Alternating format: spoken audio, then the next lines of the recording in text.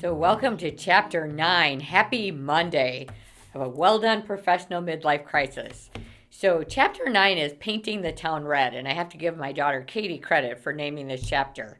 So, painting the town red, what does that mean? This is about getting excited and starting to feel successful, like you're in Vegas for a weekend, having fun, painting the town red. The feeling comes because you're starting to integrate into this new company or the new role or a new project, and you're starting to see a little bit of the fruits of your labor. I will tell you though, a common mistake that we see a lot of people make when they start something new is they dive in right away and they don't spend the appropriate amount of time observing and listening.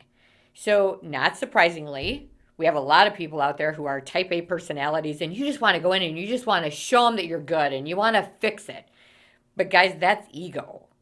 That isn't really going in and doing a great job as a leader. That's our egos pumping and wanting to be as successful as we were in our last firm. And again, wanting to hear we're pretty, wanting to be recognized, wanting people to understand that what we do adds value. So again, we don't take the time to do diligence on the culture. We don't take time to really understand where the skeleton's buried, all of that, before we start interjecting. So why is that a challenge? You don't want to go into the organization and alienate the team you may be working with or the leadership team by having them think that you're not willing to listen or really understand their business before you start adding in ideas. So I want to read a story out of the book on page 140. We had a candidate who, when he started with a company, took a bull in a china shop approach. He had previously had a very successful career. He'd worked for big companies, Fortune Top 50, and held significant leadership roles. And when he went into the new company, he tried to push his weight around, basically trying to demonstrate that he was the smartest person in the room. Finally, the CEO took him aside and said, "You are killing this team here." After that, he toned it way down. And he ended up doing really well, staying with the company almost 17 years before he retired. But he started in a really bad place because he didn't take the time to listen, observe, and learn the organization. We tell our kids that bullies are bad. If you just try and interject who you are into an organization before you learn its pulse, you're just another bully. Get your sea legs before you start telling people what to do and how to do it. Anybody at a senior level walking into a new job needs to learn where the skeletons are buried. You need to learn the politics of the organization because every organization has politics. Every company has a rhythm and speed of which they work. Every company has an established culture.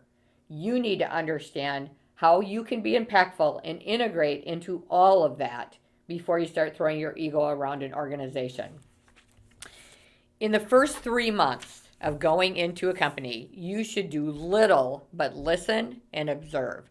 You certainly can give input, but you do need to understand who has the cards and who doesn't. You can't just ask because everybody thinks they have the cards. So you need to listen, you need to observe, and you need to really understand the day-to-day dynamics of a company before you start making suggestions. Once you understand the dynamics, you can understand very clearly how do you plug in. You can be very successful at starting to integrate into the organization and starting to interject your ideas. That's what the folks did. If you remember in Chapter 3, we talked about the two organizations that service the same customer and how they came together, and the organizations were so different in culture. The people who stayed behind took time to really be thoughtful and understand the new organization's culture. Once they went through the learning phase, then they started in the integration process, and that's how they ended up fitting into the new organization. Most did not land in the same role that they were in their previous organization, but they were able to plug in because they took time to be thoughtful about where they would fit. Every one of the leaders who stayed changed roles, every one in the leadership team. But the good news is because they were so thoughtful and didn't just try to overpower or bring their old culture into the new organization, they were able to establish a brand new culture. And after 5 years, and it did take all of 5 years, their engagement scores as an organization were higher than in either of the two previous organizations. So you need to become a student of the business.